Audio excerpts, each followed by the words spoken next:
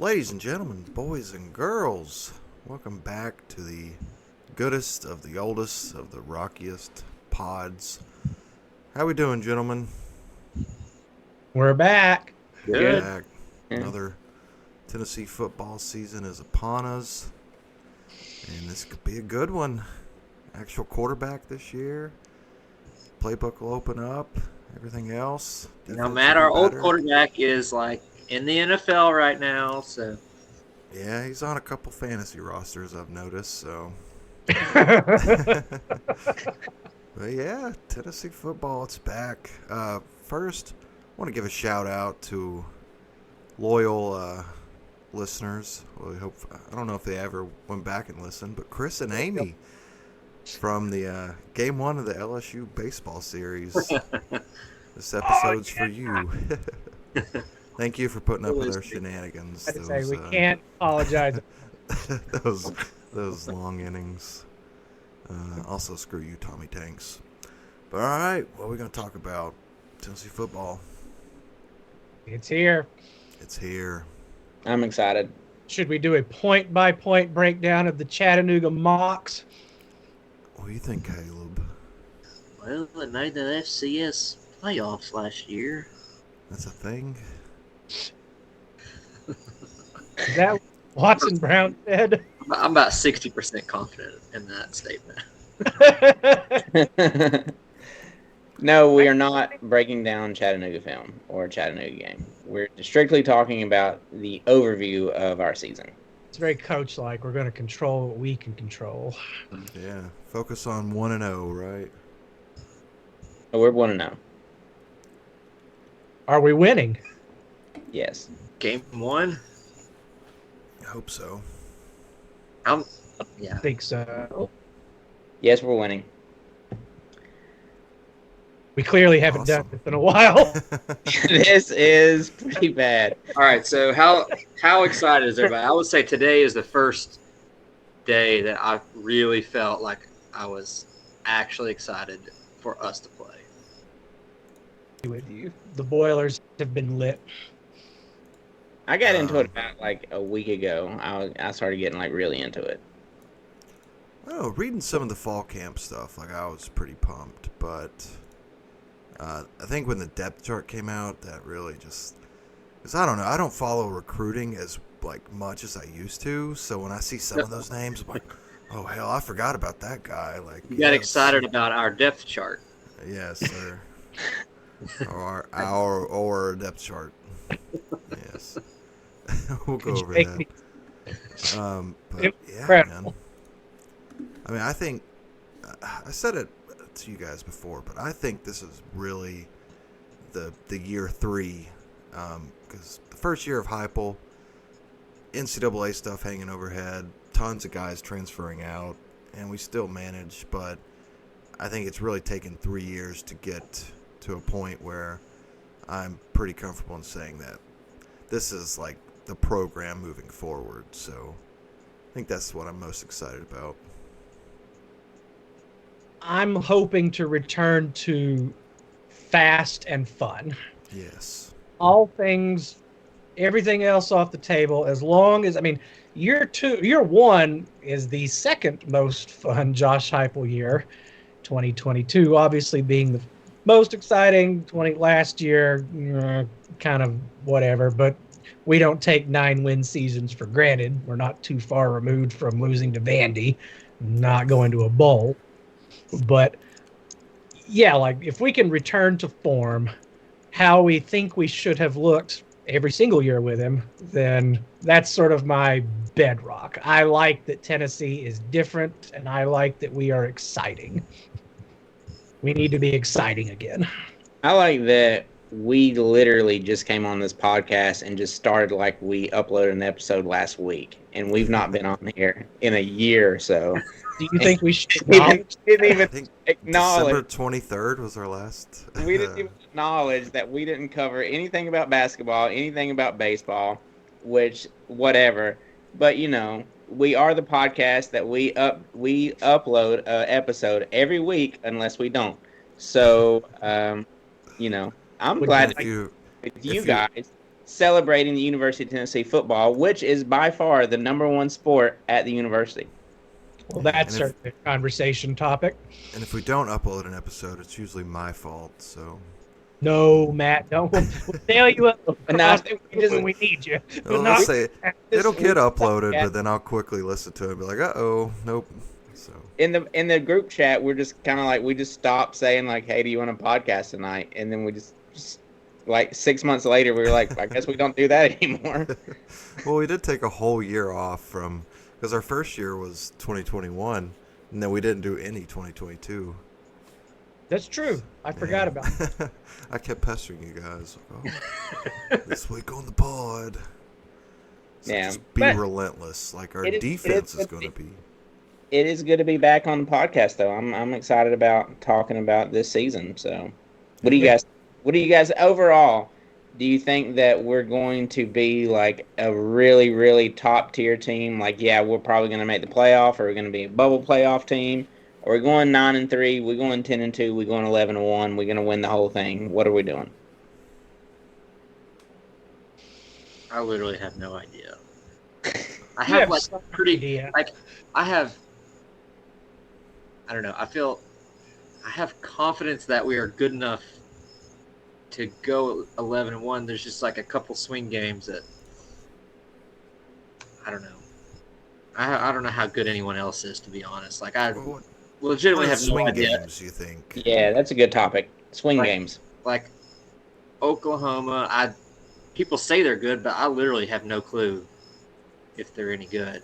And I don't know, Alabama seems like they'll probably be good, but I don't know how much they actually lost from last year. But I think those games are like, I mean, they're definitely winnable, but yeah, I guess they are swing games. But so Oklahoma, Alabama, Georgia. Would you say Georgia's a swing game or no? Well, oh God, no. We're probably losing. Guys, it's week 1. Come on, we haven't seen Georgia yet. There's one game you're not saying. NC State. NC State. Oh. Rolling your eyes. I mean, something about that Georgia Tech game gave me the heebie-jeebies. Okay, well, let's say this. You got NC State, you got Oklahoma, you got Georgia, you got Alabama. Rank them in most worried to least worried. Pretty easy for me. Go for it. I think Georgia, Bama, Oklahoma. Alabama, Oklahoma, NC State, but they're all in this big ball of anxiety. Yeah. And not to mention that we cannot ever not call Florida not a swing game, not a momentum crusher or a momentum builder. I think that's old era in Tennessee football. I think it's the past 25 years. Well, not the hammer on what you're saying, Kyle, if it didn't happen last year. I think that. Well, see, here's the thing with last year. I don't put last year on the entire season. Is like we were okay because Joe Milton was okay. So, like, I don't know what Michigan saw in Joe Milton. I don't know what Tennessee saw in Joe Milton. I don't know what the Patriots see in Joe Milton. But he has to be like a Hall of Fame practice player. Like, if there's a practice player Hall of Fame, like, he is first ballot Hall of Famer. That's wild. I think that's going to be the biggest change this year is just quarterback play. Yeah. I mean, I think, Caleb, it was you that shared that Heupel said off the record that Nico was the best. Nico Iamaleava was the best quarterback he's ever coached, at least in practice. Quarterback so. Peyton. Yeah. Did you share that? It's kind of scary the things people are saying about him. Like, I want to believe, but kind of want to see it. It's way better than at this point last year when I was riding hard and fast into the opener with Virginia going, they're saying behind the scenes, we're going to go 11-1 because Joe was such a good leader. Yeah, when did we have that? When did we have that team meeting? Wasn't it like after a win? Like, weren't we undefeated and had a team meeting? Had to be after Austin. If it wasn't after Austin P. Yep. Yeah. I think that was before Florida, wasn't it? That sounds sort of right. Yes. Yeah. No, we get things right. Oh God. That's one of those things that completely leaves the brain as soon as Tennessee jumps offside on a 4th and 1 when Florida's trying to draw us offside. So, the one way I'm trying to think about this season is: are we worse at any position this year than we were last year? I'm not sure that we are. Maybe running back. Yeah, maybe. Okay, yeah, definitely running back. I don't know about definitely running back. I mean, I think our running back depth isn't as good, but I think, I think Dylan Sampson should have been the starter last year over Jalen Wright. What? Yeah. Say more. I just think he's better. I think he's more explosive. He had more pop. He had more wiggle. Jalen Wright was really, really good, but Dylan Sampson's better. My thing with the running backs is I just don't think like they have to be superstars in our system. Like Jabari Small is clearly not like an amazing running back, but he was pretty effective for us. So I have confidence that somebody can be Jabari Small. Yeah, I think the system benefits running backs a lot just by having the field so spread out. 100%. Yeah. But that is a held take by you, Kyle. I think maybe in another spot might be one of the safeties. I honestly don't even know who our safeties were last year, so I trust you guys. McCullough, right? Well, here's the thing that's interesting about this is how many defensive backs are going to be made fun of while they're here, and then they go off and do really good in the NFL. So, Tank tore it up in the preseason, and he's doing good at the Rams, and he just made the roster. And, I mean, Justin Coleman, we made fun of him when he was here. And now he's like... I remember that. Yeah, Justin Coleman was not great here. Emmanuel Mosley. Yeah. I mean, just keep on going. And, that's my one fear of this season is, we have a great defensive line that can, support our secondary, and hopefully they can get to the quarterback before the quarterback throws it to our secondary. But, I'm really worried about our secondary coaches and our defensive coordinator just refusing to play underclassmen who are clearly better. I mean, I think that might be a problem that works itself out as the season goes on, but I don't know. Yeah, but I don't want to end up in like a 90s 40 game situation where we wouldn't play like a Jamal Lewis until after we've already lost. Let's get him out there. Yeah. 100% there. Kyle, you talking about Boo Carter on 3, a preseason freshman All-American? Yeah, I saw today, Boo Carter, our team is our, preseason freshman All-American, or freshman of the year in the SEC watch list was Nico and Boo Carter. And it's Boo Carter might not even see the field. I think he'll definitely see the field. Now, if he starts or not, that's a different question altogether. But according to the depth chart, it is an or. Oh, he's an or. With Christian Harrison at the star position. So, I mean, did we have an epidemic of clearly better defensive backs or any position player beyond Nico who wanted to sit out last year, clearly? Well, I think was there an epidemic of not starting the best guys? I think so. I think Ricky Gibson and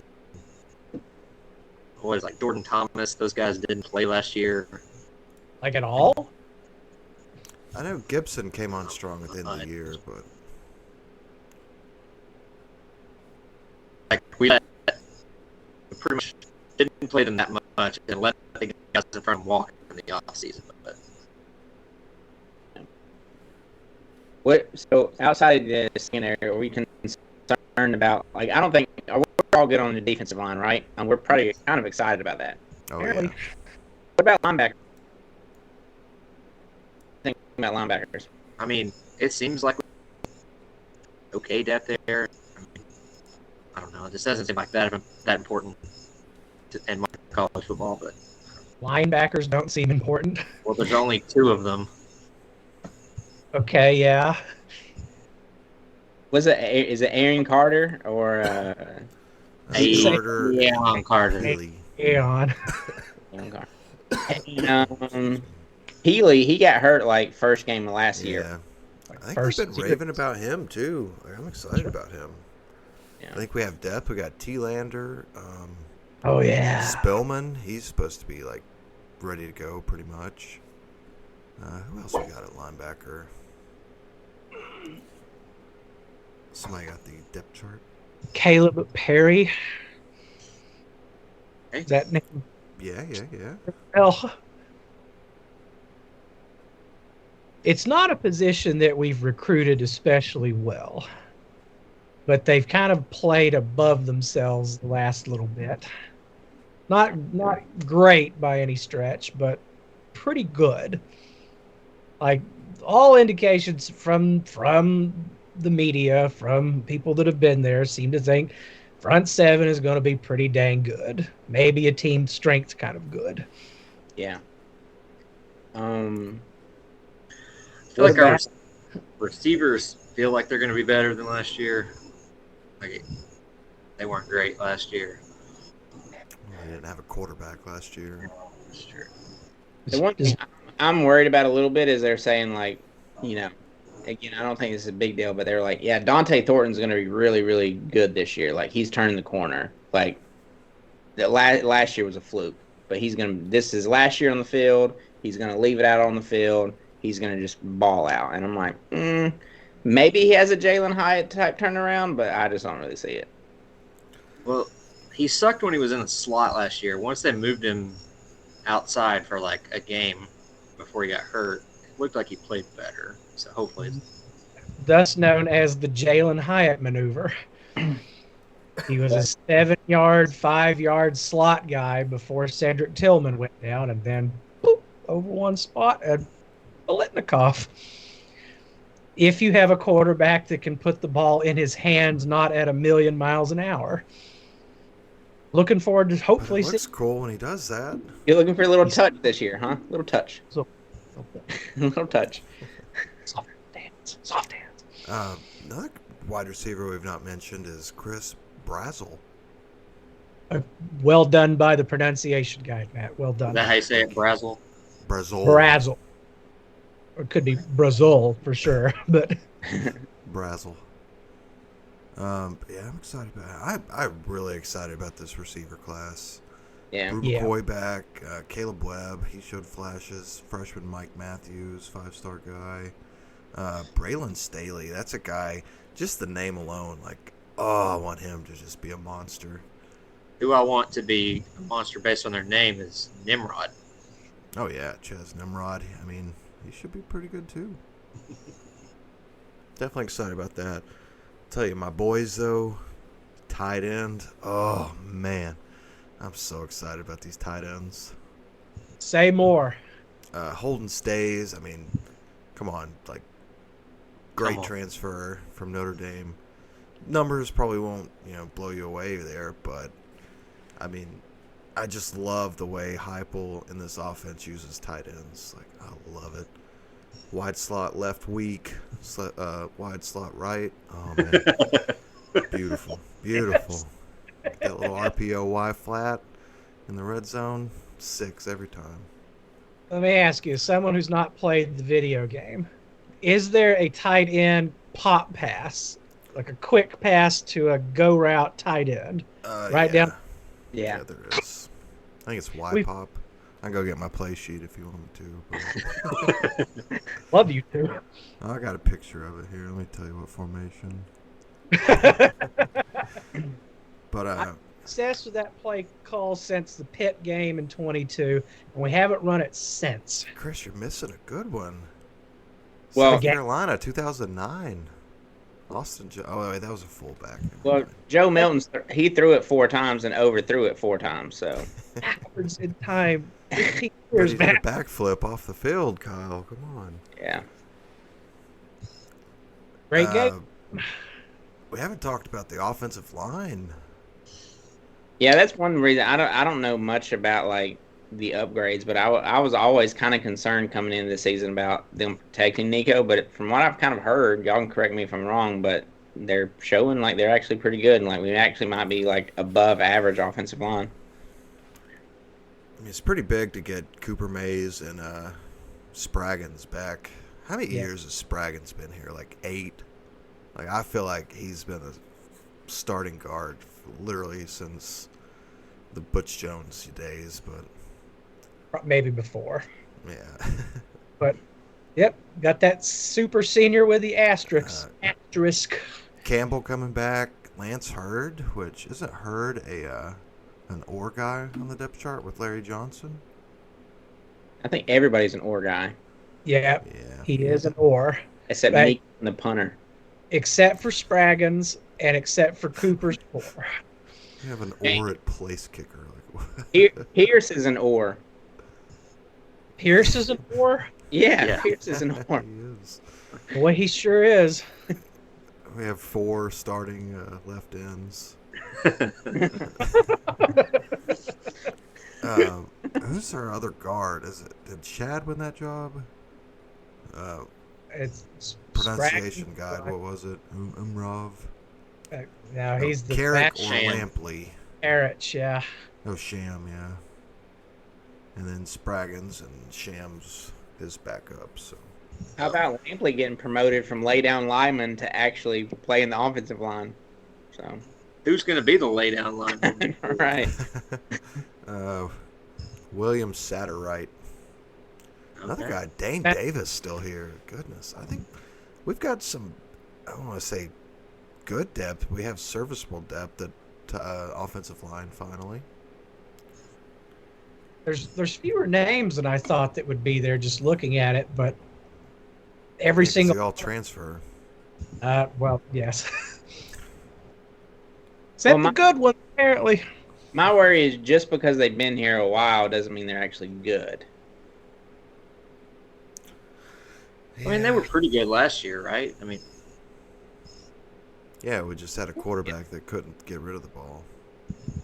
That makes sense. I am excited about Nico having a little bit of, scramble ability. Not that we want him to scramble all the time, but he can if he needs to.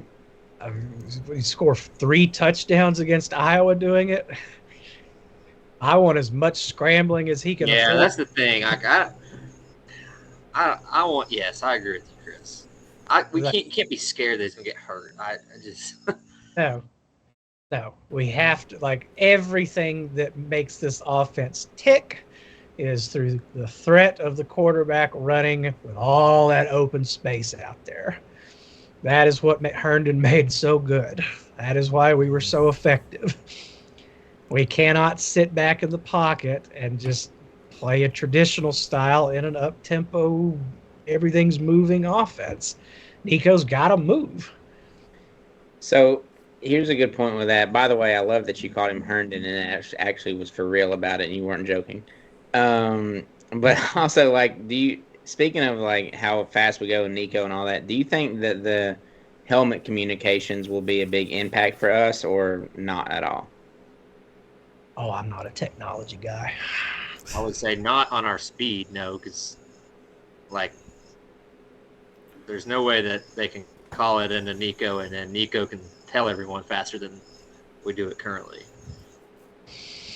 I don't know. He's getting a thing in the speed of light in his ear as opposed to here's a picture of some raisins, Jimmy Buffett.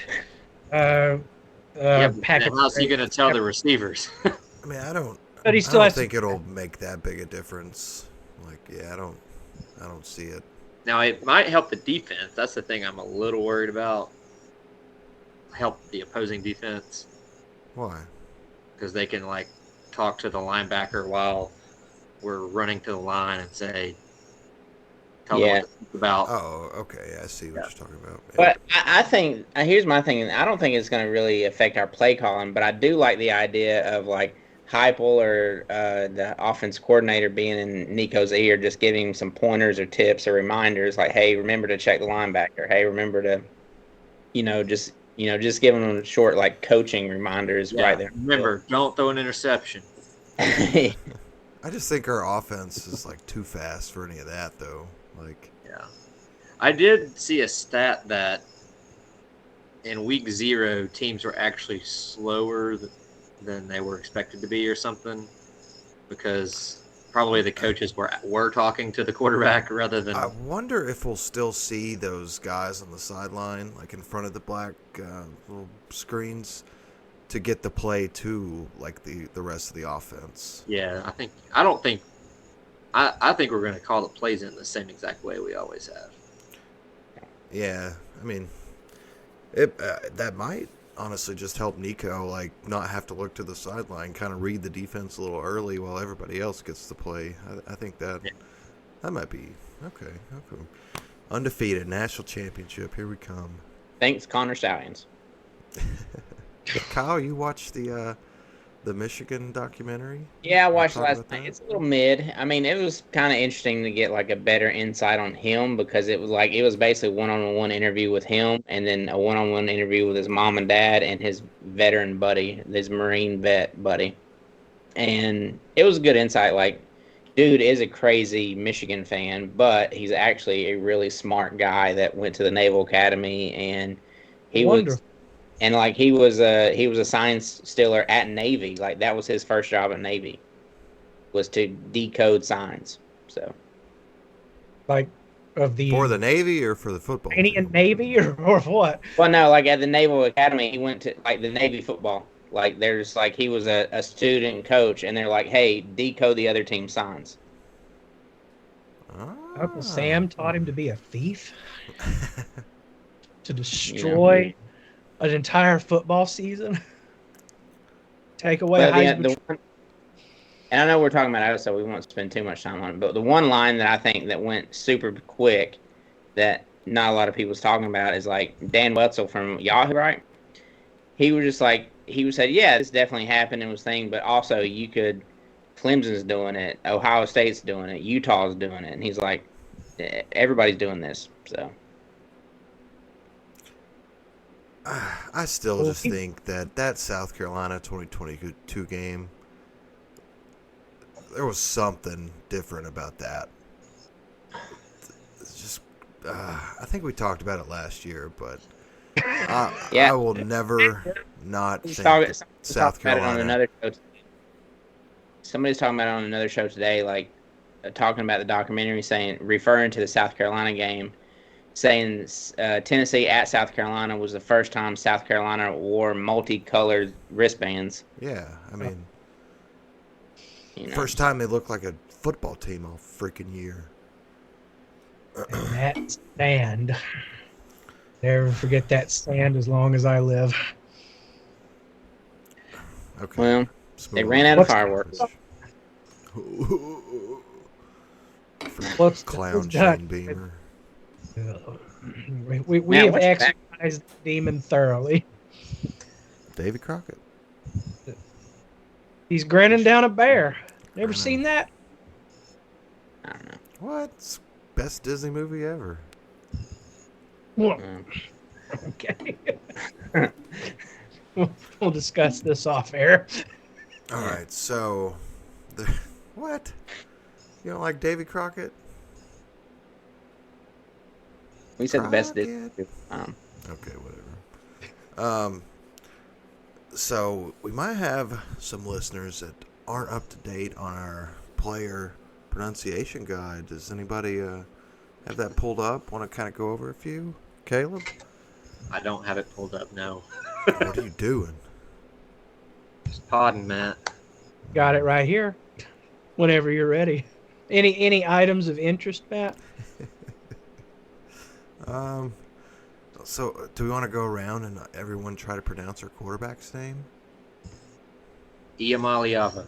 Iamaliava. Okay. How how they say it in NCAA. I am a Layava. There is one little hitch in my giddy up. There's Iamaliava when he breaks it down in pieces, but when he says it fast, it sounds like Iamaliava. Iamaliava. I can't even say that. Iamaleava. Iamaliava is what I'm going with, a fish. But hearing him say it quick in his interview, Iamaliava, it has lingered, and I'm afraid it might start to burrow. But Iamaliava is the guy. Can't wait the Repertoire. What was that? We good? Yeah. All right, what's the next pronunciation? Is it Vescovy or Vescovy? Would anyone like to say number 15's? How you think it is and what it says? 15. Oh. Oh yeah, Idris. Idris. Idris. Idris. It looks like Farouk to me. Not No? what it says, Chris. Not what it says. It says Idris fuck Rook. That's what it says. Them boys be clowning these interns, writing these things up. I don't understand how you get that from Farouk. Farouk. I mean, if that's the case. But I can't wait to hear Bob say it. Yeah, Bob, Jeff, some synthesis of the two is what I'll go with. It'll probably be Brent Hubbs when they go like pregame. Let's go down to Brent Hubbs for a pregame injury report. Yeah, Bob Idris Farouk. Probably not going to line up today.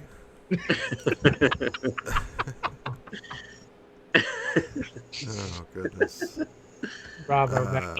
What are the other good ones? 79. Khalifa. Who? 79. Sham. That's what he goes by. Umarov. Umarov.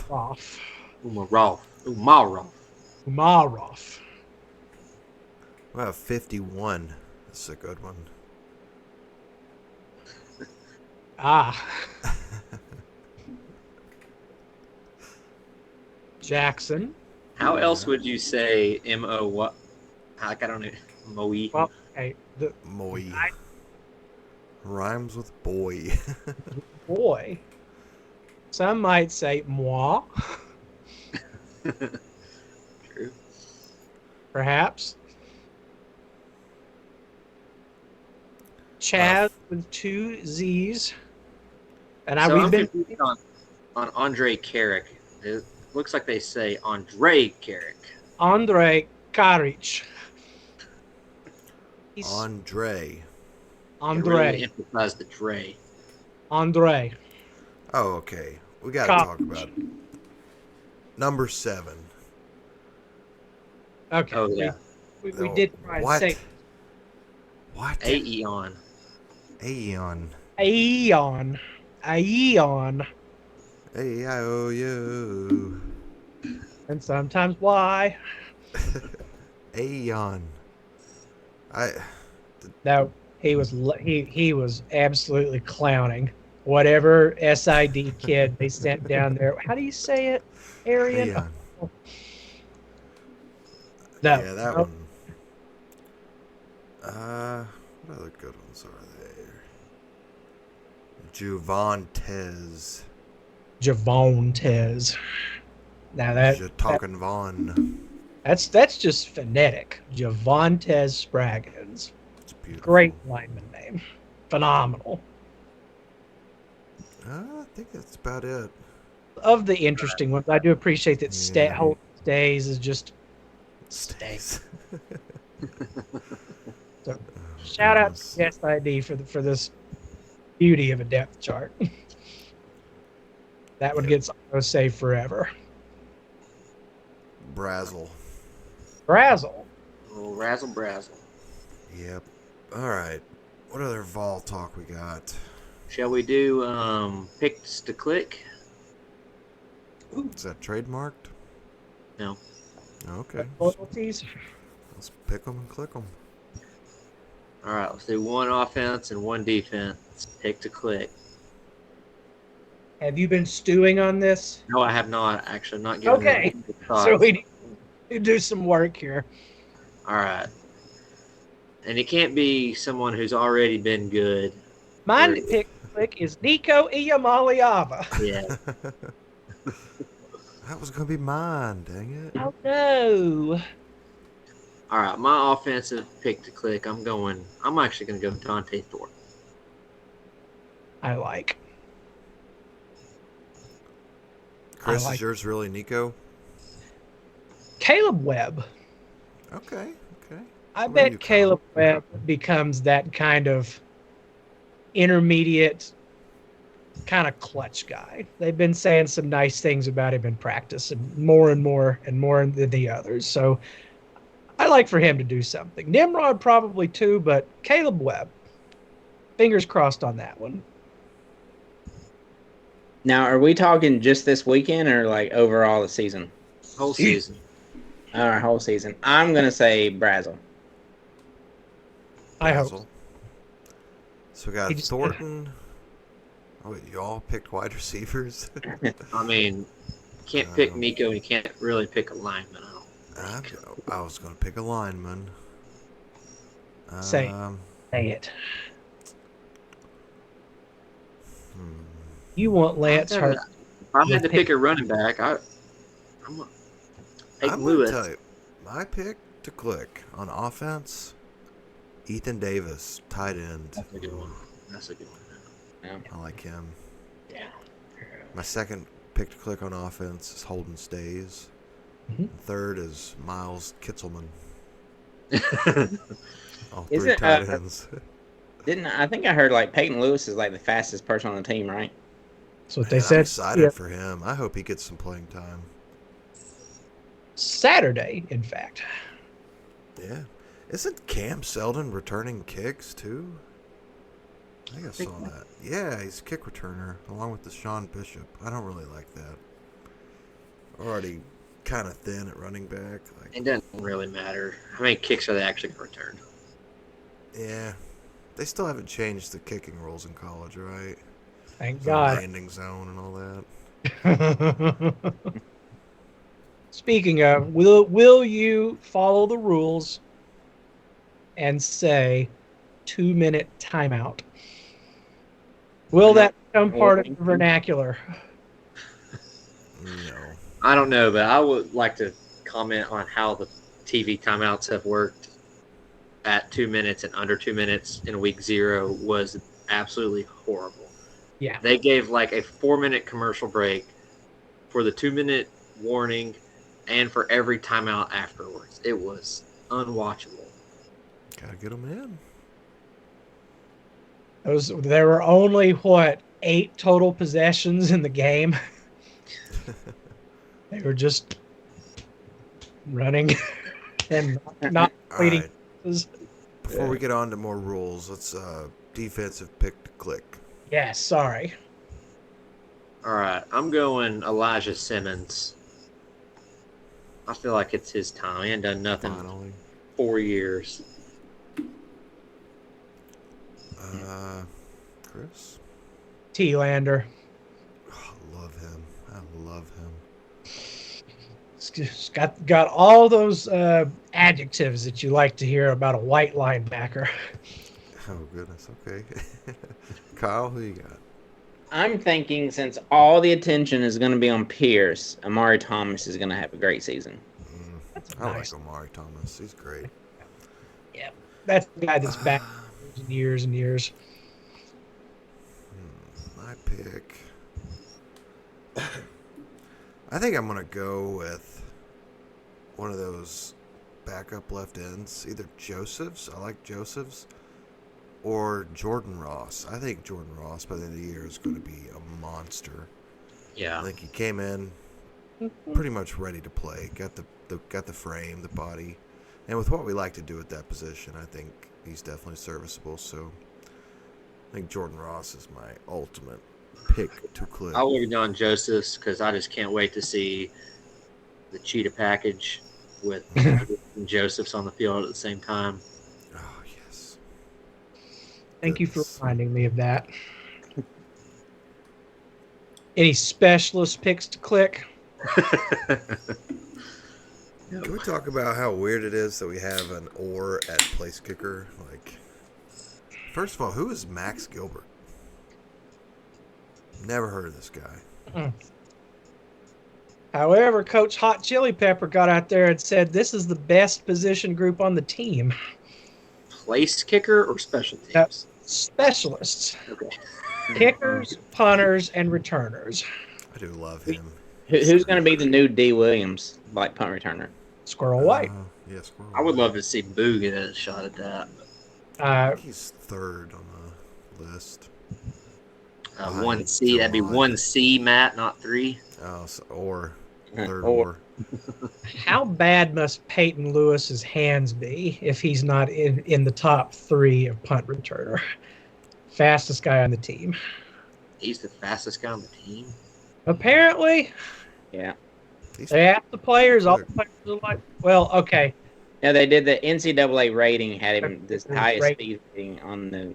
Okay, that's what that was. Yeah. Which that could be right. I don't know. It's pretty accurate. Say, in your playings of NCAA football, has Tennessee been good when you've played with them?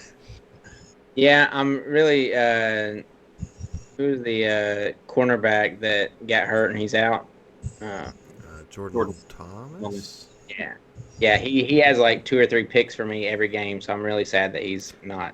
I won the Thorpe Award with Jordan Matthews with like 10 picks, and he wasn't all SEC, all American, or anything. Like, he was just the Thorpe Award winner, but didn't make any SEC team.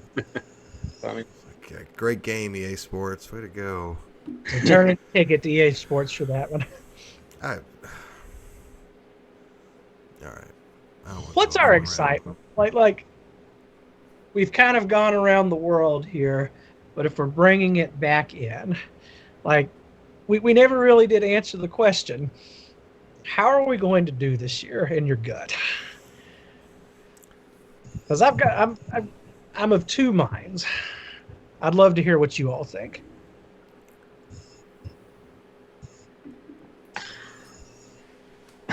Anybody?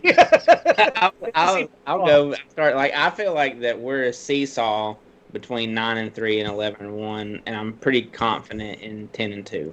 But I'm kind of scared that I'm confident in 10-2. Yeah. But just going through the schedule, like I am concerned about NC State, but not that concerned. I'm more concerned about Oklahoma, but I still think we're going to win. I'm really concerned about Georgia and a little bit concerned about Alabama. So, as a little bit concerned, I mean, like, they're like, yeah, I would say it's Georgia's going to be like a loss. Alabama is probably going to be a 75% chance loss. Yeah.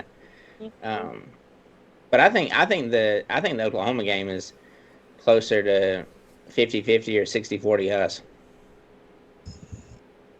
I hope you're right. Guys? What? You know me. I think we're going to win every game, every year. No, that's true. Doesn't That's matter. Yeah, I got to sit here and say, oh, my team's going to lose 2. No, we ain't. We'll win them all. I like Fuck that, off. man. I'm going to say 11-1. Oh, yeah, whatever, mister. I just want to have fun. I just want to enjoy it. Have fun regardless. I just don't want to forget my sunscreen at home. Clown. So what'd you say, Caleb? 11-1? Yeah. Okay. I just think Nico's going to be too good. Like, that is such a difference in college football. Like, you buy the hype. Yeah, and we had this clown on our Instagram page saying, he's the 9th best quarterback in the SEC because he's only played one game. So yeah, it's one of the best defenses in the country. Was it one of those Ohio State guys that was like clowning us earlier? No, I don't think so.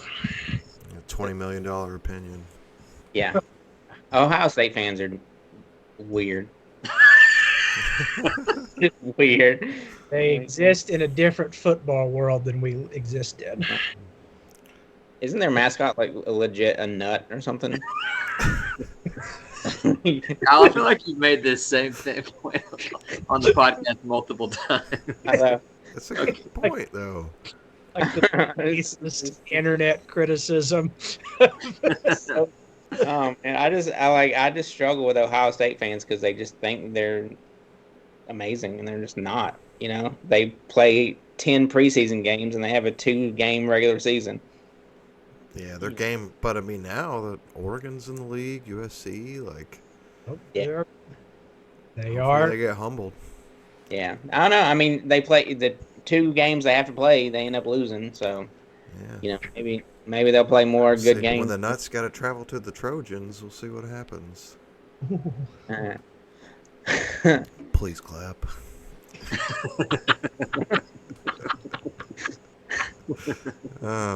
If the Trojan breaks, you'll get the clap. Oh, okay. What were we talking about? We were talking about the Tennessee Volunteers. Yeah, that's right. I hate to be like I'm in the 9-3, 10-2 kind of camp. I just think there's so many hinge points that scare me. I'm thinking about the Pitt game of 21 and 22 and what a hinge point that game was for the rest of the year. To me, that's NC State to begin with, and in tandem with Oklahoma. If you beat NC State, I think you got a real good shot at beating Oklahoma. If you lose to NC State, you're going to lose both of them. And then you're starting a tailspin into... Yeah, we're not losing to NC State. Let me just go ahead and say that. What? Your boy, Grayson McCall? Yeah, I was thinking, I love Grayson McCall. I love Jamie Chadwell. But there's a reason he was at Coastal Carolina for 4 years. And I think the thing that scares me most about NC State is that they hit the transfer portal pretty well. They did. Yeah, you know who else did? Florida State. Ooh. That was like a splash of water in the face. Shout out to the Florida State couple that went over to Ireland for their wedding and took like 100 people over there and then lost. Awesome. Oh, that's funny. Oh, man. It was like one of the more beautiful things. The entire country came together to clown on those people.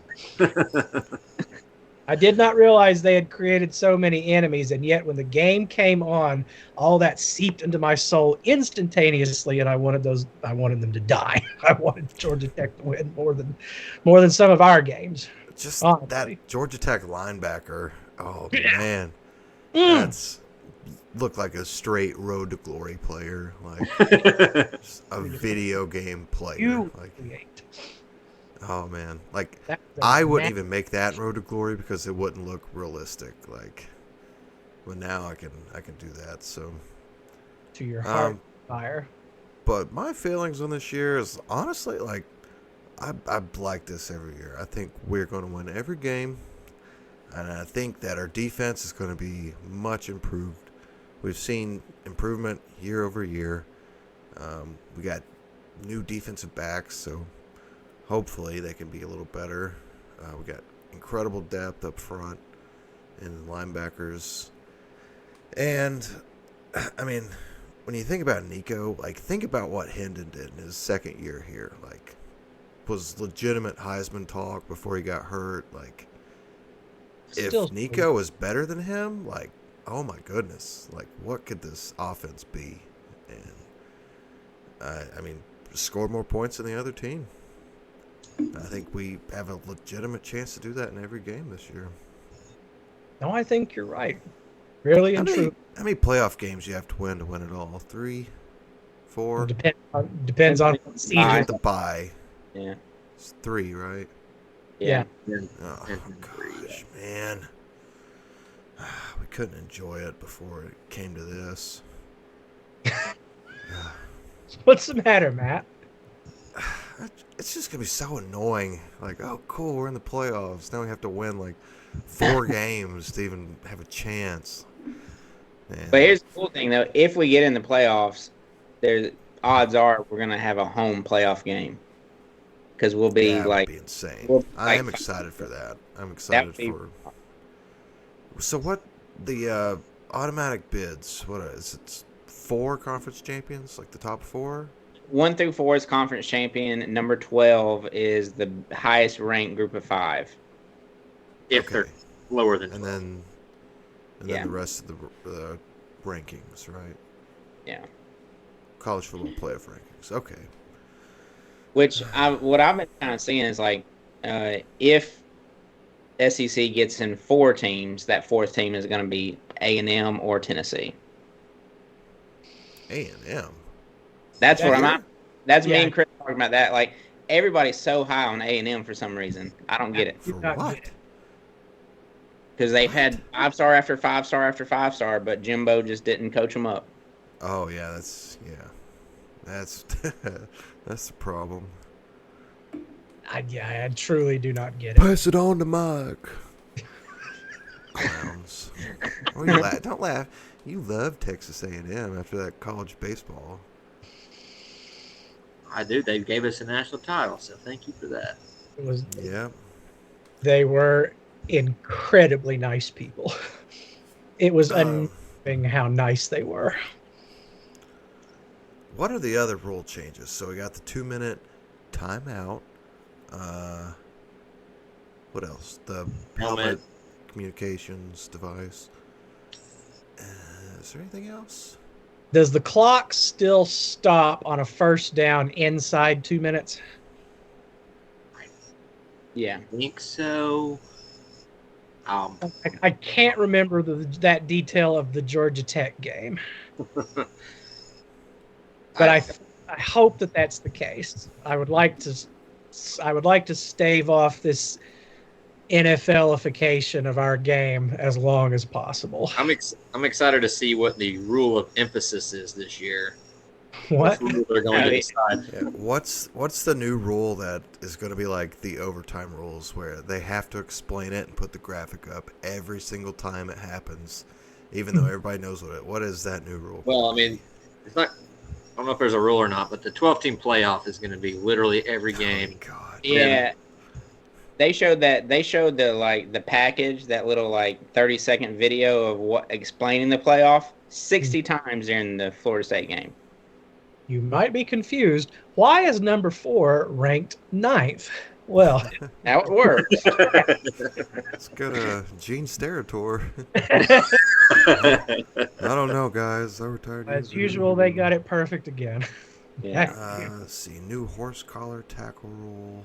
Who's saying what they're doing? Of course, they're putting in Memphis at 12. Yeah. It will suck that if Memphis gets in the playoff before Tennessee. What is? I do not believe Memphis is going to. Surely. Everybody says it's like Memphis or Liberty or Boise State is going to be the 12th seed. Could you imagine Liberty getting into the playoff? Yes, because Jimmy Chadwick, right? I mean, what's the other big conference? AAC or whatever? Yes. Yeah, I mean,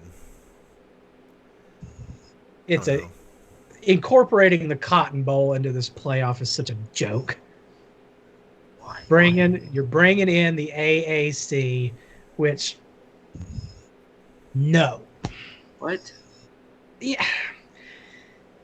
This truly is a competition between 3 conferences. 4. Big 12, ACC, SEC, and Big 10. What's a Cotton Bowl have to do with this? The Cotton Bowl is where they bring like a conference champion, like a Penn State, and they put them up against a Liberty. They put them up against a Tulane, except for the fact that Tulane did it last year because USC uniquely can't play defense.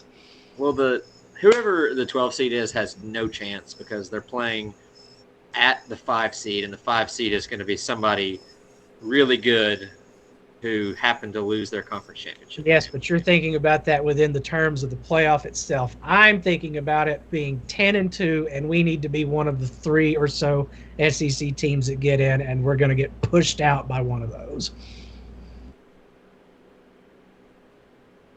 I'm thinking about it as a Tennessee maximalist, and the thought that some whatever team, by virtue of winning some whatever conference, is automatically put in the value of being a conference champ. It just goes back to the Florida State argument last year, deserving versus worthy or whatever. Well, I think that if Tennessee gets in the playoff, we're going to be 6, 7, 8, 9. So that means the conversation is going to be, is Tennessee better than this conference championship loser? Mm-hmm. So it's a team that went to the conference championship game and lost. Is Tennessee better than them? Another change I hate this year is no divisions in the SEC. It is weird. It just doesn't feel right. We did not in the Johnny Majors era, at least up here, so we don't know what a divisionless SEC looks like, but getting the legitimate best 2 teams to play each other for the championship, it's kind of cool, although it makes it very hard for us. Yeah, except for the championship game is pointless now. No, I mean, if you're the SEC champion, seeding. Seeding. Well, I would rather win. Going to the SEC championship game and losing is the worst possible. I would rather finish 3rd in the SEC than go to the championship game and lose. Yeah. I mean, that's my thinking too. Is like you're adding an extra game on the schedule, wear and tear on your players if you go and like lose, and then just say like, hey, we forfeit the SEC championship game, and we'll just take the 3rd seed and get a home playoff game. Yeah. The loser has to play an extra game than everyone else. But you're still the number 2 team in the SEC, and you're almost certainly going in. Yeah. But if you're the 3rd team in the SEC, you're almost certainly going in too. But. And you're getting a free bye week, basically. You'll drop that far for losing the conference championship? The conversation is going to start happening is. Now it's kind of happening in the NFL and stuff is, do you rest your players? Do you okay, we're coming into our last game of the season. It means nothing, but we have more things to play for in the playoff. Do we sit out Nico versus Vanderbilt? Do we play Gaston Moore just to save Nico? Man, I hate that. While the playoff sucks. Yeah. God, what a thought! It's gonna be weird getting used to it all. Yeah. I'm very curious to see how the dynamics of it, but they're going to remind us 3 times a game, every game, doesn't matter what game it is. So we will see a running view of it from now until then. Yeah. Just imagine us going into Vanderbilt 9-2 and have a chance to go into the playoffs, and they were like, we should rest Nico, right? Well, they surely wouldn't do it in that case. The call boards would light up like a Christmas tree if it goes badly. Yeah. But a couple other changes this year. Sideline tablets. Teams will be allowed 18 tablets on the sideline and in coaches' boxes. In sideline interviews, coaches can now be allowed to conduct broadcast. Coaches will now be allowed to conduct broadcast TV interviews at the end of the 1st and 3rd quarters of games. Yeah, I did see that was kind of weird watching that during the Georgia Tech Florida State game. I mean, it's stupid. I think it's good. I hate TVs. Where TV just gets so much stuff changed with sports. Like, go away.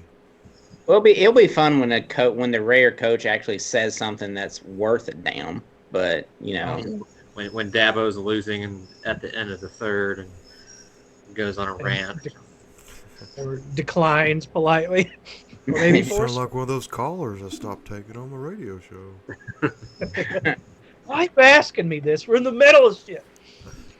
I'm just looking forward to if that's how they're going to do it. And Josh just says the same thing every single time. Exactly. Yeah.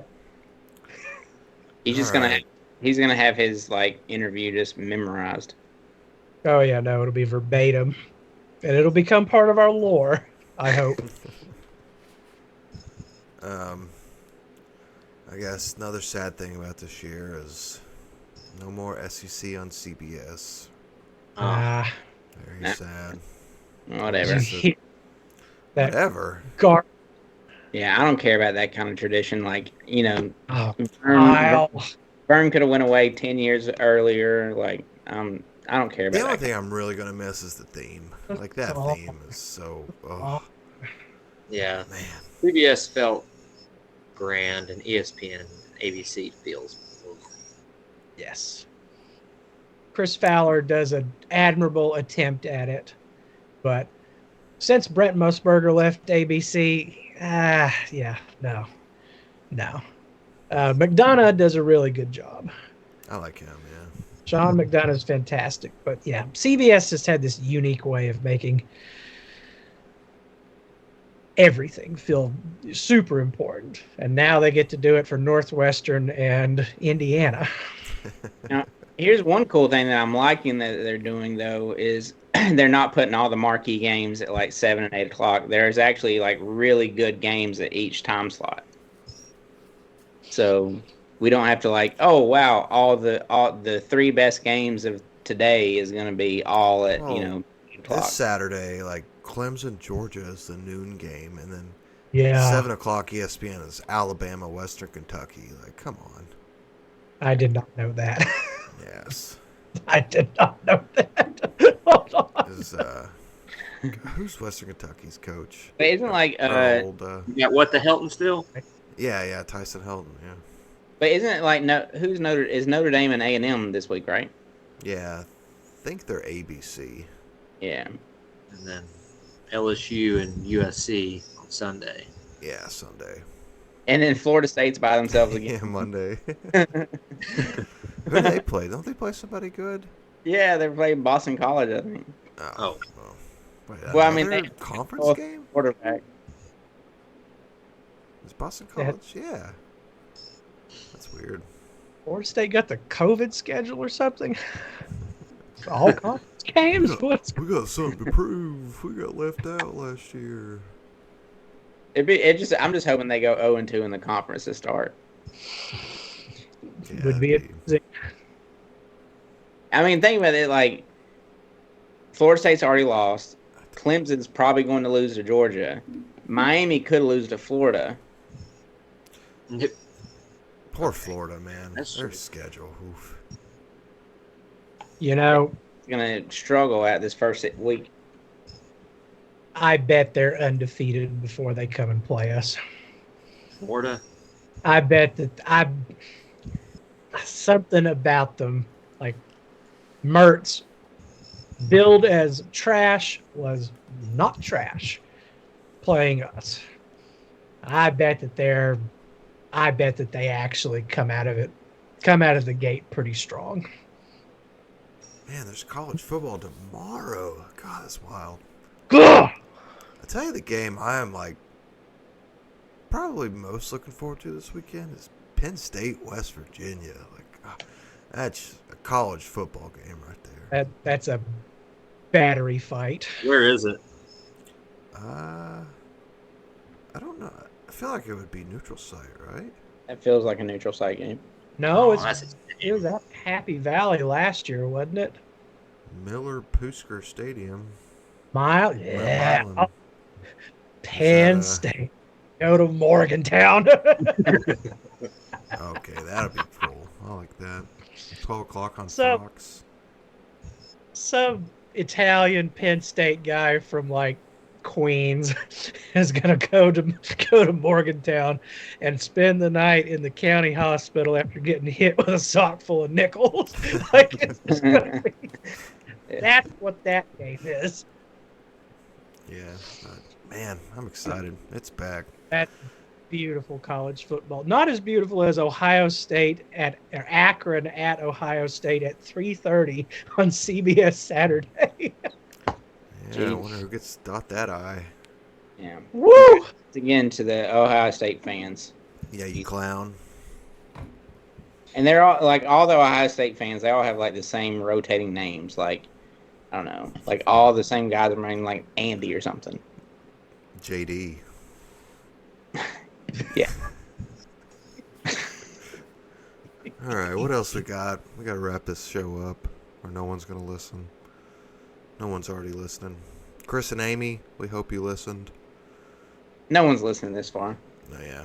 If y'all listen this far, DM me. I'll cash app you $5. Including Tremendous. us? Yeah, You can't be on the podcast. Oh, come on. I have stipulations. Because you go to law school. Caleb, you're going to the game, right? No.